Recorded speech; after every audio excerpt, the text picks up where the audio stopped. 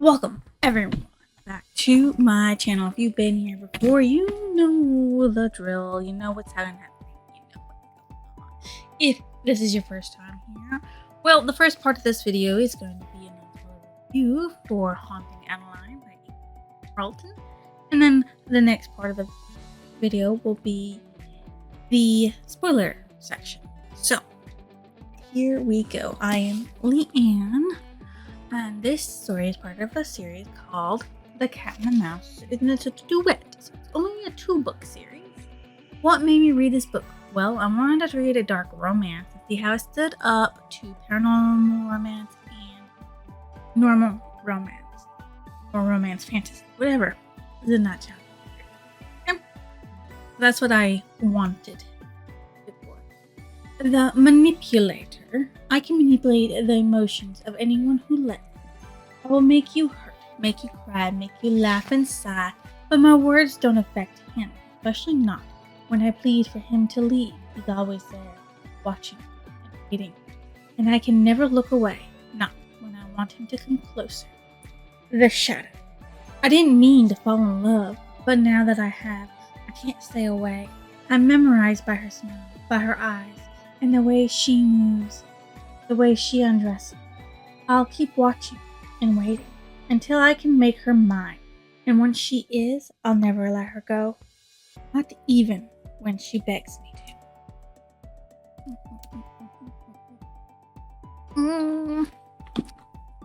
So this book is considered going to annoy me just a little bit.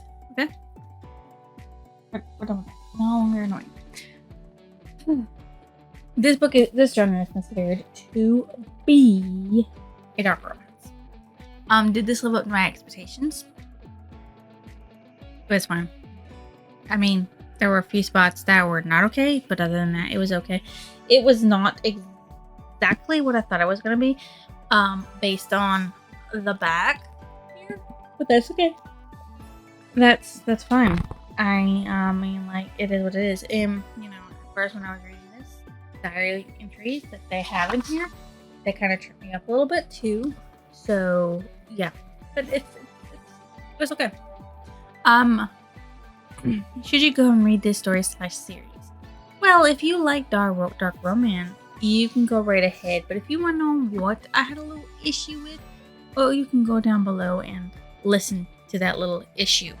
Then see if you want to read it. Because there are plenty of other ways to do what he did to get the lesson across the way he did. But the way he did it, he didn't need to. He didn't need to do it that way. He could have done it different ways.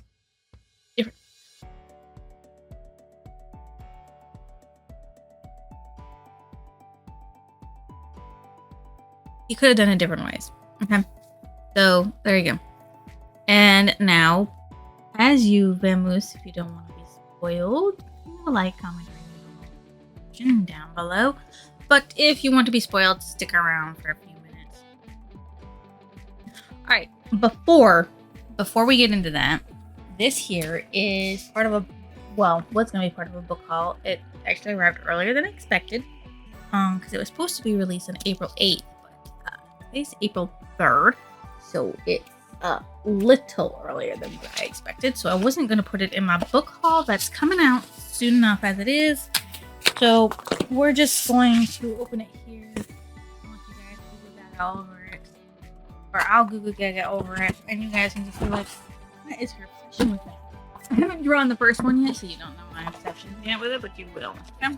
You will. That's what you will. I already knew what it was. It was the last book in the order I did for my little book haul thing, so here we go. It is number 94 volume of Case Closed. Agosho Aoyama. And yes.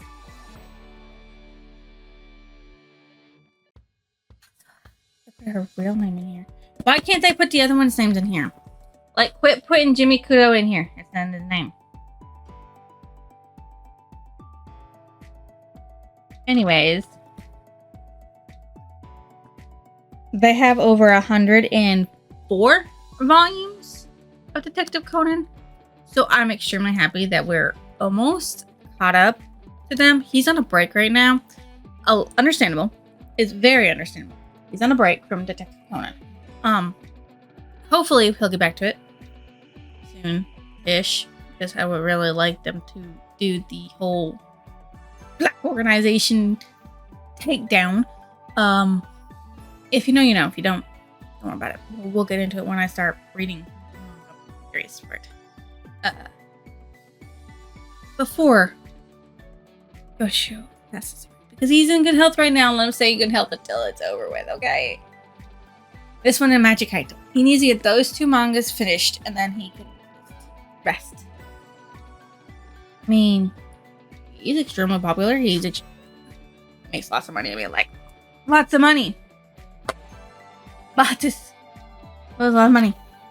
So, once he's done, he can rest. Yeah, number 94. Okay, back to the original thing about this. You know, the spoiler section of this review. Okay. So, you meet Adeline Riley. She's an author. Okay. That's why she's considered the manipulator. That's why her chapters are titled The Manipulators, because she's an author. And of course, authors do manipulate your emotions. And they can hurt you. They can make you cry. They can make you laugh. You know, they can make you go, "Why'd you do this?" type deal. So, that's what authors do. It's how they are. Okay. It's what they do. So yes, there is that. She moves into her grandmother's house, which was also her great-grandmother's house that was built for her great-grandmother by her great-grandfather on her mother's side of the family. And she wanted to be closer to her grandmother, who passed away. And since her grandmother loved the place, or at least she thought she did, she wanted to stay there and live there, because she had a lot of fond and wonderful memories from that place. At a book signing in the town, city, wherever she's living, close to, she sees the eyes of the shadow, and he just happened to be walking by when he saw a picture of her and walked in to get a better glimpse of her and fell immediately in love. And his name is Zaid. Z for short. He created an entire vigilante organization called Z, named after himself. A little misogynist there. I think I said that word right.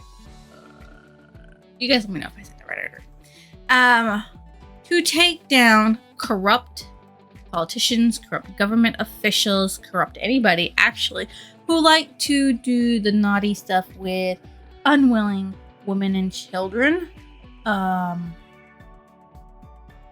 via the trafficking of the world, which is very illegal. Okay? That's his mission in life. But he's also very okay with ending people's lives, and he has no qualms, quarrels, or anything about it. He enjoys it to the point where he does injure a person that she tries to be smexy with, and does end up killing the other one she was smexy with. And the other one was actual Archibald Talavari, who was a mafia dude. So, yeah, he was mafia. He was going to be very violent with her because that's what he enjoys. And it was bad. Could be bad for her. So Zaid kind of stopped him from doing it by spooking him, kidnapping him, and then cutting off his hands to deliver to her, because he said that he would if she brought anyone back home. He can hack into anything. He's an extremely good hacker, okay? So he hacked into her phone and was sending her messages. And he said, "Hey, you better not bring him home or I'll be cutting off that person's hands." She did anyway. And that happened. Her best friend, Dea, who went with her to the club to find somebody, aka Archibald, found his best friend, Max, who she hooked up with. Now, I'm not sure what happened to Daya at the end of this, because it does end with a cliffhanger, and no, I'm not going to continue on. But Daya sends a bunch of messages to Adeline, and it makes Adeline worried, so she goes over there to see Daya, but instead gets kidnapped herself at the very end. So, by Max and his crew. So yeah, there's that. Zaid has people who work for him. Ruby, who is a woman who works for the children by placing them in the home, identities and new safeties and new places to live and new jobs. And Jason Sparks, I'm going to assume is his full name, who is also a hacker who was taught by Zaid to be a hacker who does all the hacking, because Zaid likes to be in the thick of things, like you see in his first Shadow chapter, where he goes in and literally extracts several little girls, and as he's walking them out, he tells them, he looks at his crew and he says, "I don't want a single foot, their innocent little feet in it with blood." And when he sees that one of the little girls steps in blood, he goes, "You let her step in blood, you better do something about it." She's like, "Oh my god, I'm so sorry. Here, let me clean you off. It's okay, baby girl." All the stuff they went through. Very protective of children and women being violently abused. And no, he abuses one anyways, because he loves her somehow. Don't really know shit about her, but loves her and wants to be with her. And so he uses her verbally, mentally, stalkerishly, and smexually. But of course, she kind of likes all of it for some reason, because she gets off on fear. It excites her in a way that doesn't a lot of normal people. So who knows whether or not it's actually consensual, because like dubious consent. That's what it is. It's dubcon. Yep, that's what we're gonna label it as. She makes several reports before Zaid makes himself completely known that she's got a stalker. But of course, Zaid makes him go away, and Sheriff Walter's just like, yeah, he didn't know nothing about it. And she's like, "I made the reports. Here's all the information and proof that I made these reports." And of course, the information gets yanked away. So she learns by accident that her grandmother was her great grandmother, Gigi, or Guinevere Parsons, was murked. And she wants to solve who murked her great grandmother.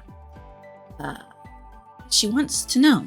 So she finds out that her great grandmother had a stalker as well, named Ronaldo, who worked for Angela Salvatore, who was a mafia back in the day. And he stalked her and made her fall in love with him. And, yeah. She ended up dead. She wanted to know if it was Ronaldo's fault. No, it was not Ronaldo's fault. It was actually her husband's best friend, John Parsons' best friend, Frank Williams, who was extremely jealous of the fact that John got Guinevere, and then she got a stalker who captured her heart, and he couldn't capture her heart, so he ended up murdering her. And her daughter, Sarah Parsons, Adeline's grandmother, Nana, saw that, covered it up or whatever, and didn't say nothing. And even Adeline's mother knew about it, but didn't say nothing. But Adeline wanted justice, so she let the world know. Mark Williams, Frank Williams' son, he turns out to be a naughty person who wants to become part of a society that likes to murk children and bathe in their blood, which is disgusting in lots of ways. Zaid tries to infiltrate it because he wants to get all of them, but he gets how deep the society was for it. And though he does get Mark and Mark's 3 other companions, after he learns out that Mark was going to kidnap Adeline from a haunted festival. Yeah, he kind of went a little berserk because society has marked her to be kidnapped, which is what happened. She was kidnapped by Max for the society to be trained to be, proto for the Nazis. So yeah, he has help though with a crazy murderous serial killer called Sybil, who works for the haunted house people who move around from city to city, state to state. She apparently murders lots of people. She gleefully murdered the other 3, and Zaid pinned the blame on her for all 4 murders, so that way, they wouldn't know that it was Zaid and that they were on to the society, because they didn't want the society to up and move, or else he'd have a hard time finding them again, because the leaked videos of the rituals were happening. But there is a traitor. Somebody gets leaked it into the trap for Zaid and Jay. I don't know who it is, but I really don't care. I read what was the next book going to be about, and the next book was basically going to be Adeline. The first half of the book, Adeline was going to be tortured, and Zaid was going to be searching for her. It's called Hunting Adeline. So he's going to hunt her down. And then the next portion of the book is them hunting down the society to get revenge for what happened to her and to put an end to it once and for all. So society can't, continue the evilness of what it was doing. That's what those little note things are at the end of the manipulators chapters. It's Gigi, her grandmother, talking about her stalker and how she falls in love with him and how all the stuff's going wrong in her life, but she can't stop herself. She wants more. There's a lot of stuff that goes on in here that I'm not going to cover. But one thing I'm going to say is that having a loaded weapon upside the coochie? No. Don't care if the safety is locked up. No. Still wants it. Doesn't matter. Doesn't matter. Could have used anything else. Anything else besides a loaded weapon. Would have worked better.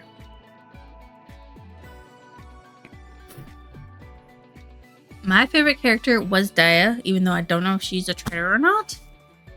You couldn't ask for a better best friend, because she tries to help Adeline out with everything, from hooking with someone to get smacked up to finding out who murdered her, Gigi. My most disliked character, I didn't like anybody. I didn't like anybody else. They was the only one I really liked. All of them, shit characters. All of them.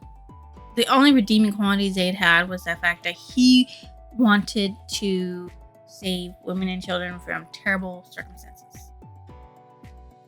That's it.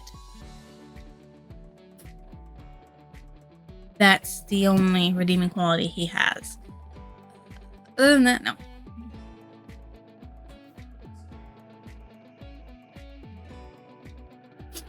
Oh, what stood out as memorable? Adeline's family is messed up between stalkers, murders, cover-ups, and fear-seeking people. That's what's up. That Adeline's entire family's a little cuckoo in the head. My mom's side.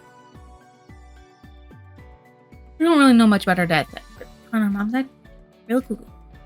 Her grandmother had a stalker. She enjoyed it. Her grandmother helped cover up her great-grandmother's murder. Her mother helped cover up her mother's murder. Adeline was being stalked herself, and she enjoyed it because of the fear of it, the thrill of it, just over the top of it. Yeah, My favorite passage from the story is, I created an entire organization built solely around ending human trafficking. I started out as a hacker, exposing the truth of our corrupt government, and then as I became more aware of their true nature, the depravity of their sickness, it turned into personally snuffing out every single one of these sick bastards, starting from the bottom up. That's Zaid talking about the organization and why he created and what he did.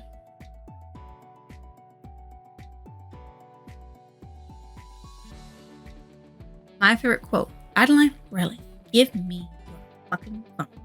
And the best friend that she is, trying to hook up Adeline to get smacked up because, you know, I need it. People need it.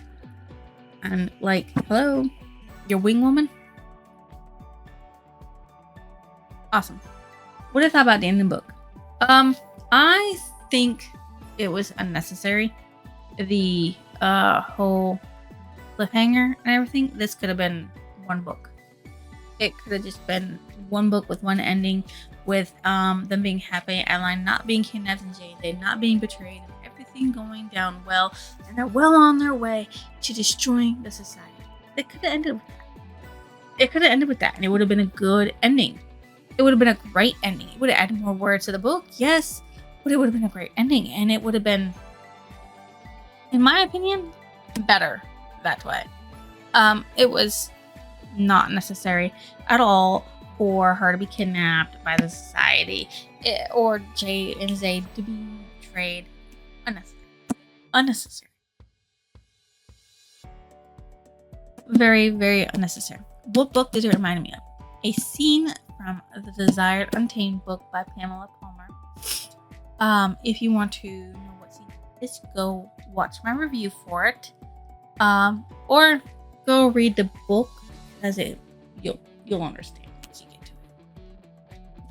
This book, as you know, is part of a series called The Cat and Mouse, and it's a duology, a duet, 2 books. I rated this a 3 because even though it had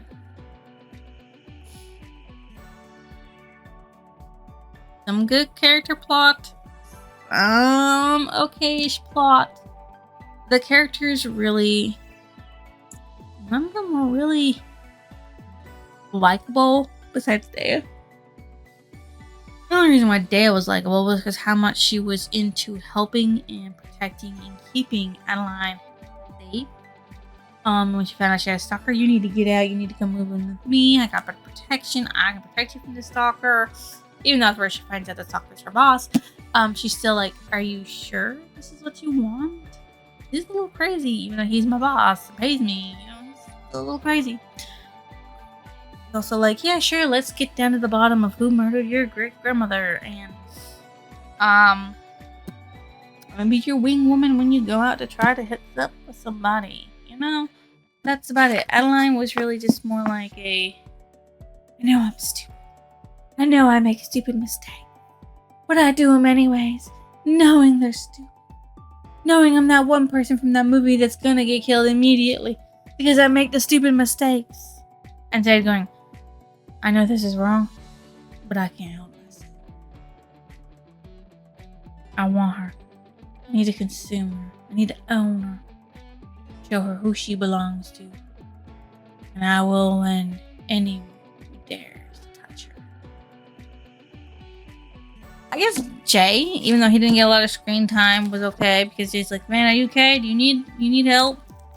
You need to be pulled out for a minute? Do you need me to do it? And all that stuff, you know. Jay and Dea were the only ones that were really, I guess, likable.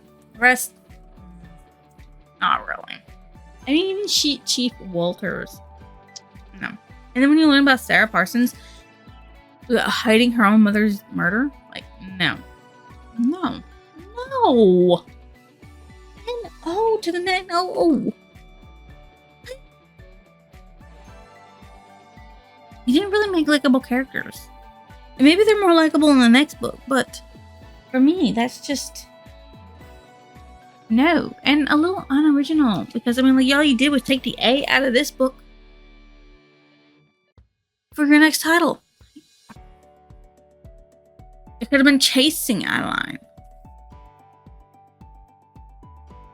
or tracking Adeline. But it has to be hunting. Same as haunting. You don't have an A in it. Anyways, I'll see you. Exclusion.